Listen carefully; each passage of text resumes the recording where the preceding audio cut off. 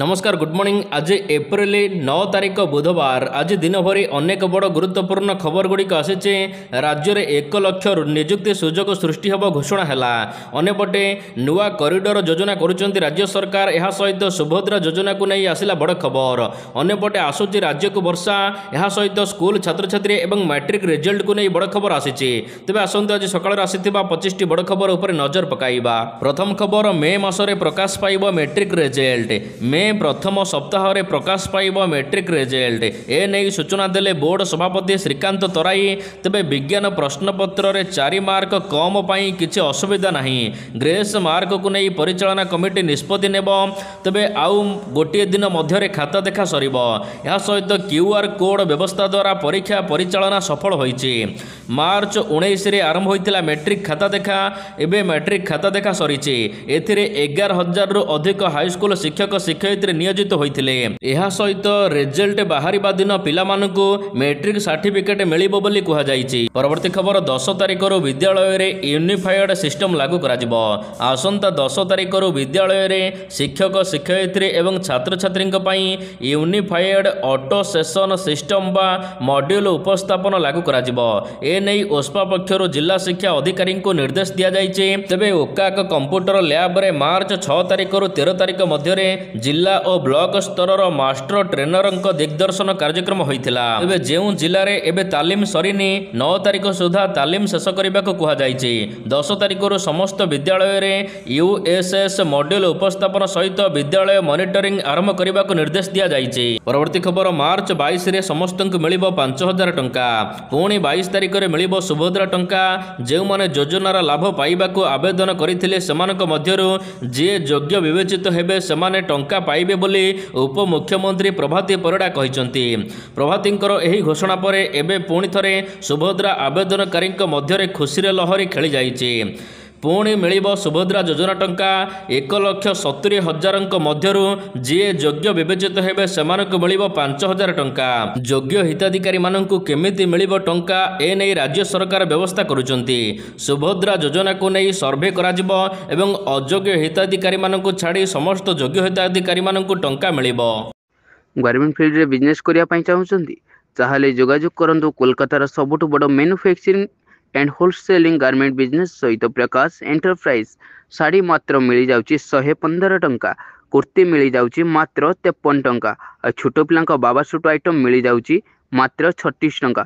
A to Z readymade garment item 15,000 plus product available रहुची। Screen रे number चलची, जोगाजोग करंतु। परवर्ती खबर, राज्य में सृष्टि हो 95,000 निजुक्ति। 2 दिनिया दिल्ली इन्वेस्टमेंट मीट रे 13टी एमओयू स्वाक्षरित होइछि। मुख्यमंत्री मोहन चरण माझी उपस्थिति रे एमओयू स्वाक्षरित होइतिबा सूचना मिलिछि। आईओएससीएल सहित डुआल डीफ नाप्ता क्रैकर प्रोजेक्ट पई एमओयू स्वाक्षरित होइछि। एही एमओयू पई राज्य रु 58,000 कोटी टंका पुंजी निवेश आसिबो एवं 24,000 निजुक्ति सुजोग सृष्टि हेबो। मोट उपरे ओडिशा को 1,03,090 कोटी टंकार पुंजी निवेश कराजिबाको लक्ष्य रखा जाइछि। एही निवेश द्वारा राज्य में 95,000 रु अधिक निजुक्ति सृष्टि होई पारिबो बोली कुहा जाइछि। परवर्ती खबर, पुरी रे लागू हेबो धाड़ी दर्शन व्यवस्था। चलित मास शेष सुधा पुरी रे हेबो श्रीजीउंकर धाड़ी दर्शन व्यवस्था। ए नै मंगलवार दिन आईन मंत्री पृथ्वीराज हरिचंदन सूचना प्रदान करिसंती। ब्रह्मपुर रे तारिणी दर्शन समय रे ए नै सूचना दैचंती मंत्री कहिसंती सप्ताह मध्य रे श्रीमंदिर परिचालना कमिटी हेबो। परिचालना कमिटी परे हुंडी उठाइबा पई निष्पत्ति अनुमोदन हेबो। परिचालना कमिटीर प्रस्ताव एवं सरकारंकर अनुमति परे हुंडी स्थानांतर कराजिबो। एहा सहित एही मास शेष सप्ताह बेलकु पुरी रे धाड़ी दर्शन व्यवस्था लागू करिबाकू जाउचंती राज्य सरकार। परवर्ती खबर, ओडिशा रे हेबो शक्तिपीठ कॉरिडोर। राज्य में शक्तिपीठ को नहीं निर्माण करा शक्तिपीठ कॉरिडोर। ए नहीं सूचना देले उप मुख्यमंत्री प्रभाती परिड़ा। तारा तारिणी बिरजा यह सहित उग्रतारा पीठ को नहीं यही योजना करा जाउछि। यह सहित भगवती मंगला कालीजाई एवं भैरवी पीठ को नहीं मध्य योजना करा जाउथिबा से कहिसंती। आगामी 2 वर्ष भितर शक्तिपीठ कॉरिडोर करने को लक्ष्य रखिसंती राज्य सरकार। भक्तों सुविधा पई हेलिकॉप्टर व्यवस्था नहीं मध्य योजना करा जाउछि। राज्य रे थिबा समस्त शक्तिपीठ को एथिरे जोड़ा जिवो। खूब शीघ्र राज्य सरकार पक्षर ए नहीं घोषणा मध्य करा जिवो बोली से कहिसंती। परवर्ती खबर, लघुचाप पई आज राज्य रे वर्षा। पश्चिम केन्द्रीय बंगोपसागर में सृष्टि होइथिबा लघुचाप पई राज्यर 24 घंटा मध्य अनेक जिले में वर्षा संभावना रही।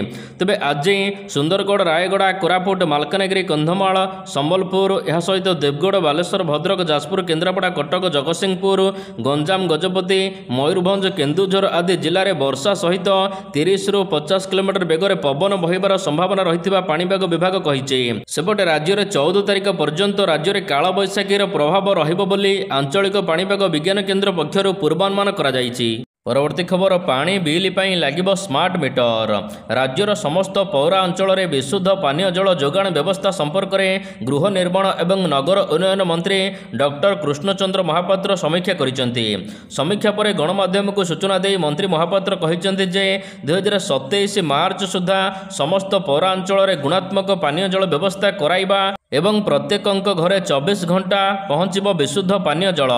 नदी जल को अधिक व्यवहार करने को ब्यारेज तैयारी कराजिबो। यह सहित 24 घंटा पर्यंत पानी जोगाई दियाजिबो। एणिके समस्त घरे एथिपाई पानी पाई लागिबो स्मार्ट मीटर। परवर्ती खबर, अपपृष्टि अपविवादर मुकुली पारुनी ओडिशा। योजनार परिधि बढ़ुची, अनुदान परिमाण मध्य बढ़ी चली किंतु कमी पारिनी राज्य में अपपृष्टिर अपविवाद। उपांतर उपकूल सबुठारे चिंताजनक स्थिति। महिला एवं शिशु विकास विभाग पक्षर तथ्य देखिले आपणक मुंड घुराई जिवो। राज्य में एबे भी 13,736 शिशु अपपृष्टिर शिकार अटंती। राष्ट्रपति जिला मयूरभंज में सर्वाधिक 1662 शिशु ग्रास करिचे अपपृष्टिर शिकार। यह सहित नवरंगपुर जिला यह पछक अच्छे जोठारे 1017 जन शिशु अपपृष्टिर शिकार होइचंती। तृतीय मुख्यमंत्री जिला केन्दुझर रही जोठारे 909 जन शिशु अपपृष्टिर शिकार होइचंती। गत 5 वर्ष मध्य राज्य में 95,443 जन शिशु अपपृष्टि आक्रांत होइचंती। परवर्ती खबर, कांग्रेस करुच्ची भविष्यत रणनीति। अहमदाबाद रे प्रस्तुत हेब ओडिशा कांग्रेसर भविष्यत रणनीति। राज्यर कांग्रेस केते आगक जीव केते मजबूत हेब ए नहीं एआईसीसी बैठक रे प्रस्तुत हेब ब्लू प्रिंट। गतकाली एवं आज मध्य अहमदाबाद रे एआईसीसी बैठक करा जाउची। एही बैठक रे ओडिशारू 48 जन वरिष्ठ नेता माने जोग दैचंती। तेबे राज्य रे 9 मास हेब कांग्रेसर कमिटी नथिबा नै हाईकमांड को दृष्टि आकर्षण करा जिवो। यहा सहित जेते शीघ्र हेब कमिटी निर्माण करा जिवो, केउ केउ प्रसंग रे दल राज्य को नै लड़ाई करिवो ए नै सबु प्रसंग रे रणनीति एठारे निर्धारण करा जिवो। परवर्ती खबर, ढेंकानाल पहाड़ में माओवादी। छत्तीसगढ़ सीआरपीएफ गुली बंचिबा पई माओवादी माने एबे ढेंकानाल कंकड़ाहाड़ ब्लॉक अंचल में पशिचंती। कंकड़ाहाड़ ब्लॉक अंतर्गत पहाड़ एवं जंगल में किछि माओवादी लुचि रहिथिबा नै ग्रामवासी कहिचंती। केन्दुझर और जाजपुर सीमांत ग्राम एकुलु एवं सेकुलु ग्राम में किछि माओवादी लुचि रहिथिबा नै ग्रामवासी माने सूचना दैचंती। केन्दुझर जिला अंतर्गत तेलकोई ब्लॉकर कालियाहात पंचायत रे जंगल मध्य माओवादी पुराणा आड्डा करिथिबा नै मध्य सूचना दैचंती ग्रामवासी। परवर्ती खबर, 2 विधायकों सभ्यपद रद्द।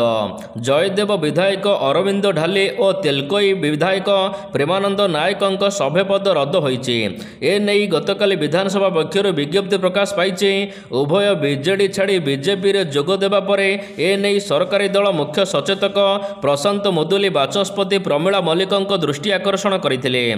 एहा परे बाचस्पति उभयों सभ्यपद रद्द करथिले। परवर्ती खबर, आसिला एडीआर रिपोर्ट केउं दल को मिला केते चांदा रिपोर्ट प्रकाश पाइछि। एडीआर रिपोर्ट मुताबक गत वर्ष बीजेपी को सर्वाधिक चांदा मिलिथिला। हेले 2022-23 तुलन में 2023-24 आर्थिक वर्ष में कांग्रेस खाता को आसीथिबा अर्थ राशि वृद्धि पाइछि। एडीआर रिपोर्ट मुताबक देशर समस्त राजनैतिक दल माने 20,000 रु अधिक चांदा बाबद निर्वाचन कमिशन को अवगत कराइछंती। एही रिपोर्ट मुताबक 2023-24 आर्थिक वर्ष में समस्त राजनैतिक दल मानकु 2,544.278 कोटी टंका चांदा मिली। चांदा बीजेपी को 2,343.974 कोटी टंका चांदा मिलथिबा बेले कांग्रेस को 251.48 कोटी टंका चांदा मिली। देशर अन्य प्रमुख 4 भारतीय राजनैतिक दल तुलन में बीजेपी को 6 गुण अधिक चांदा मिली। ପରବର୍ତ୍ତୀ ଖବର ମା ତାରିଣୀଙ୍କୁ 50 ଲକ୍ଷ ଟଙ୍କାର ସୁନା ମୁକୁଟ ଦାନ କଲେ ଭକ୍ତ। ଭକ୍ତଙ୍କ ଦୁଃଖ ସମୟରେ ଭଗବାନ ସବୁବେଳେ ଠିଆ ହୋଇଥାନ୍ତି। ଭଗବାନ କାହାର କେତେବେଳେ ମନସ୍କାମନା ପୂରଣ ମଧ୍ୟ କରିଥାନ୍ତି। ତେବେ ଏଭଳି ଏକ ଭକ୍ତ ଯିଏକି ମାଙ୍କୁ 50 ଲକ୍ଷ ଟଙ୍କାର ସୁନା ମୁକୁଟ ଦାନ କରି ଦେଇଛନ୍ତି। ସୁନା ମୁକୁଟ ସହିତ ମାଙ୍କୁ ଆଖିପତା, ନାକ ନୁଥ, ଏହା ସହିତ ଟିକିଲି ସହିତ ସୁନା ମୁକୁଟ ଦାନ କରିଛନ୍ତି ଭକ୍ତ। ଏହି ସୁନା ମୁକୁଟର ଓଜନ 445 ଗ୍ରାମ 725 ମିଲିଗ୍ରାମ ବୋଲି ଜଣାପଡ଼ିଛି। ଅନ୍ୟାନ୍ୟ ଦୈନିକ ବ୍ୟବହାର ଅଳଙ୍କାର 25 ଗ୍ରାମ ହେବ ବୋଲି ମନ୍ଦିର ପ୍ରଶାସନ ପକ୍ଷରୁ ସୂଚନା ପ୍ରଦାନ କରାଯାଇଛି। ପରବର୍ତ୍ତୀ ଖବର ସରକାରୀ କର୍ମଚାରୀଙ୍କ ପାଇଁ ଖୁସି ଖବର, ଏଣିକି ମିଳିବ ଅଧିକା ଭତ୍ତା। କେନ୍ଦ୍ର ସରକାରୀ କର୍ମଚାରୀମାନଙ୍କ ପାଇଁ ଖୁସି ଖବର। ସରକାରୀ କର୍ମଚାରୀଙ୍କୁ ମିଳୁଥିବା ଡ୍ରେସ୍ ବା ୟୁନିଫର୍ମ କିଣିବା ଲାଗି ମିଳୁଥିବା ଭତ୍ତା ବର୍ତ୍ତମାନ ଗୋଟିଏ ଥରରୁ ଅଧିକ ଥର ମିଳିବ। ଏପର୍ଯ୍ୟନ୍ତ ଏହି ଭତ୍ତା ବାର୍ଷିକ ଗୋଟିଏ ଥର ଦିଆଯାଉଥିଲା, ମାତ୍ର ଏଣିକି ଅଧିକ ଥର ମିଳିବାକୁ ଯାଉଛି। ସପ୍ତମ ବେତନ ଆୟୋଗ ଅନୁସାରେ କେନ୍ଦ୍ର ସରକାରୀ କର୍ମଚାରୀଙ୍କ ପାଇଁ ବିଭିନ୍ନ ଶ୍ରେଣୀର କର୍ମଚାରୀଙ୍କ ପାଇଁ ଭିନ୍ନ ଭିନ୍ନ ଅର୍ଥରାଶି ନିର୍ଦ୍ଧାରଣ କରାଯାଇଛି। ସ୍ଥଳସେନା, ଭାରତୀୟ ବାୟୁସେନା, ନୌସେନା, କେନ୍ଦ୍ରୀୟ ସଶସ୍ତ୍ର ପୋଲିସ ବାହିନୀ ଏବଂ ତଟରକ୍ଷୀ ବାହିନୀକୁ ବର୍ତ୍ତମାନ ପ୍ରତିବର୍ଷ 20,000 ଟଙ୍କା ପୋଷାକ ଭତ୍ତା ପାଇବେ। ପରବର୍ତ୍ତୀ ଖବର 19ରେ ଚେନାବ ବ୍ରିଜ୍ ଉଦ୍ଘାଟନ କରିବେ ପ୍ରଧାନମନ୍ତ୍ରୀ। ଜାମ୍ମୁ କାଶ୍ମୀରର ଚେନାବ ନଦୀ ଉପରେ ନିର୍ମିତ ବିଶ୍ୱର ସବୁଠାରୁ ଉଚ୍ଚତମ ରେଲୱେ ବ୍ରିଜ୍କୁ ପ୍ରଧାନମନ୍ତ୍ରୀ ମୋଦି ଆସନ୍ତା 19 ତାରିଖରେ ଲୋକାର୍ପଣ କରିବେ। କେନ୍ଦ୍ରମନ୍ତ୍ରୀ ଜିତେନ୍ଦ୍ର ସିଂ ସୋମବାର ଦିନ ଏନେଇ ଏକ୍ସ ମାଧ୍ୟମରେ ସୂଚନା ପ୍ରଦାନ କରିଛନ୍ତି। ସେ ଲେଖିଛନ୍ତି, ଏପ୍ରିଲ 19 ତାରିଖରେ ବ୍ରିଜ୍ ଉଦ୍ଘାଟନ ଲାଗି 12 ଘଣ୍ଟିଆ କାଉଣ୍ଟଡାଉନ୍ ଆରମ୍ଭ ହୋଇସାରିଛି। ଇଞ୍ଜିନିୟରିଂ ଚମତ୍କାରିତା ତଥା ଭାରତର ଗର୍ବ ଗୌରବର ପ୍ରତୀକ ହେବ ଚେନାବ ବ୍ରିଜ୍। ଏହି ଚେନାବ ବ୍ରିଜ୍ର ଲମ୍ବା 13,115 ମିଟର ହୋଇଥିବା ବେଳେ ଏହାର ଉଚ୍ଚତା 395 ମିଟର। ପରବର୍ତ୍ତୀ ଖବର ଦେଶରେ ଲାଗୁ ହେଲା ଆଜିଠାରୁ ୱାକଫ୍ ଆଇନ। ଆଜିଠାରୁ ସାରା ଦେଶରେ ଲାଗୁ ହେଲା ୱାକଫ୍ ଆଇନ। ଏନେଇ କେନ୍ଦ୍ର ସରକାରଙ୍କ ପକ୍ଷରୁ ବିଧିବଦ୍ଧ ବିଜ୍ଞପ୍ତି ପ୍ରକାଶ ପାଇଛି। ସଂସଦରେ ପାରିତ ରାଷ୍ଟ୍ରପତିଙ୍କ ମଞ୍ଜୁରୀ ପରେ ଏହା ଆଇନରେ ପରିଣତ ହୋଇଛି। ପରବର୍ତ୍ତୀ ଖବର ମହିଳା କନେଷ୍ଟବଳଙ୍କ ଆତ୍ମହତ୍ୟା।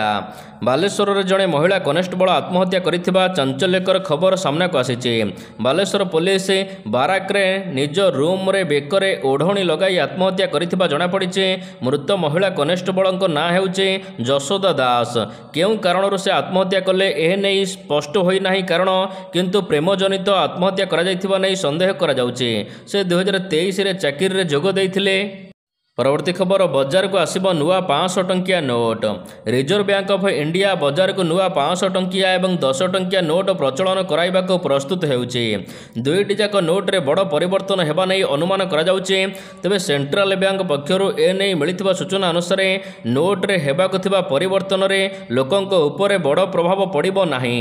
ନୋଟ୍ରେ ନୂଆ ଗଭର୍ଣ୍ଣର ସଞ୍ଜୟ ମଲ୍ହୋତ୍ରାଙ୍କ ଦସ୍ତଖତ ରହିବ। ମହାତ୍ମା ଗାନ୍ଧୀଙ୍କ ସିରିଜ ନୋଟ୍ରେ କୌଣସି ପ୍ରକାର ପରିବର୍ତ୍ତନ କରାଯିବ ନାହିଁ, କିନ୍ତୁ ପୁରୁଣା ନୋଟ୍ ସହିତ ନୂଆ ନୋଟ୍ରେ କିଛି କଲର ପରିବର୍ତ୍ତନ କରାଯାଇପାରେ। ପରବର୍ତ୍ତୀ ଖବର କ୍ୟାନ୍ସର ରୋଗୀଙ୍କ ପାଇଁ ଖୁସି ଖବର। କର୍କଟ ରୋଗ ସବୁଠାରୁ ବିପଦପୂର୍ଣ୍ଣ ରୋଗ ହୋଇଥିବା ବେଳେ ବିଜ୍ଞାନ ଏବଂ ପ୍ରଯୁକ୍ତିବିଦ୍ୟା ବିଭାଗ ଅଧୀନସ୍ଥ ଏକ ପ୍ରତିଷ୍ଠାନ ଏ ଦିଗରେ ଏକ ନୂଆ ଟେକ୍ନୋଲୋଜି ଉଦ୍ଭାବନ କରିଛନ୍ତି। ଭାରତୀୟ ବୈଜ୍ଞାନିକମାନେ ଏବେ ନୂତନ ଚୁମ୍ବକୀୟ ନାନୋ ପାର୍ଟିକାଲ ବିକଶିତ କରିଛନ୍ତି, ଯାହା କର୍କଟ ଚିକିତ୍ସାକୁ ଆଗକୁ ବଢ଼ାଇବାରେ ସାହାଯ୍ୟ କରିବ। ପରବର୍ତ୍ତୀ ଖବର ଦିଲ୍ଲୀରେ ଗଡ଼ିବନି ଆଉ ସିଏନ୍ଜି ଅଟୋ। ଦିଲ୍ଲୀ ରାସ୍ତାରେ ଆଉ ଗଡ଼ିବ ନାହିଁ ସିଏନ୍ଜି ଚାଳିତ ଅଟୋରିକ୍ସା। ପର୍ଯ୍ୟାୟକ୍ରମେ ପ୍ରତ୍ୟାହାର କରାଯିବାକୁ ସୁପାରିଶ କରାଯାଇଛି। ଏକ ଡ୍ରାଫ୍ଟ ଇଭି ନୀତି 2.0 ମଧ୍ୟରେ ପ୍ରସ୍ତୁତ କରାଯାଇଛି। ସୋମବାର ଦିନ ସରକାରଙ୍କ ପକ୍ଷରୁ ଏହି ସୂଚନା ଜାରି କରାଯାଇଛି। କୁହାଯାଇଛି କି ଅଗଷ୍ଟ 15 ପରେ ସିଏନ୍ଜି ଅଟୋରିକ୍ସା ପାଇଁ କୌଣସି ନୂତନ ପଞ୍ଜୀକରଣ କରାଯିବ ନାହିଁ। ନୂତନ ଡ୍ରାଫ୍ଟ ନୀତି ଅନୁସାରେ ଅଗଷ୍ଟ 15 ପରେ ସିଏନ୍ଜି ଅଟୋ ପରମିଟ୍ ମଧ୍ୟ ନବୀକରଣ କରାଯିବ ନାହିଁ। ଦୁଇ ଚକିଆ ଯାନ ମଧ୍ୟ ପ୍ରଭାବିତ ହେବ। ଘରୋଇ କାର ମାଲିକମାନଙ୍କ ପାଇଁ ମଧ୍ୟ ପରାମର୍ଶ ଦିଆଯାଇଛି। ସମସ୍ତ ପୁରୁଣା ପରମିଟ୍ କେବଳ ଇଲେକ୍ଟ୍ରିକ୍ ଅଟୋ ପରିବେଶନ ସହିତ ବଦଳାଯିବ। ପରବର୍ତ୍ତୀ ଖବର ପୁରୁଣା ସିମ୍ କାର୍ଡ଼ ବଦଳାଇବେ କେନ୍ଦ୍ର ସରକାର। ଦେଶର ସର୍ବୋଚ୍ଚ ସାଇବର ସିକ୍ୟୁରିଟି ଏଜେନ୍ସି ଅନୁସନ୍ଧାନ ପରେ ଚାଇନା ଚିପ୍ ସେଣ୍ଟର ନମୁନା ମିଳିବାରୁ ଭାରତ ପୁରୁଣା ମୋବାଇଲ ଫୋନ୍ ସିମ୍ ବଦଳାଇବାକୁ ଏକ ପ୍ରସ୍ତାବ ଉପରେ ବିଚାର କରୁଥିବା 2 ଜଣ ଅଧିକାରୀ କହିଛନ୍ତି। ଭାରତୀୟ ସାଇବର ସୁରକ୍ଷା ସଂଯୋଜକ ଗୃହ ମନ୍ତ୍ରଣାଳୟ ଦ୍ୱାରା ପରିଚାଳିତ ହେଉଥିବା ଯାଞ୍ଚ କମିଟିକୁ ଏ ଦିଗରେ ପ୍ରସ୍ତାବ ଦେଇଛନ୍ତି। ଭାରତରେ 1.15 ବିଲିୟନ ମୋବାଇଲ ଗ୍ରାହକ ଅଛନ୍ତି ଏବଂ ଚାଇନା ମୂଳ ଚିପ୍ ସହିତ ସିମ୍ କାର୍ଡ଼ର ଅଳ୍ପ ପ୍ରତିଶତ ମଧ୍ୟ ଡାଟା ସୁରକ୍ଷାକୁ ନେଇ ଚିନ୍ତା ବଢ଼ାଇଛି।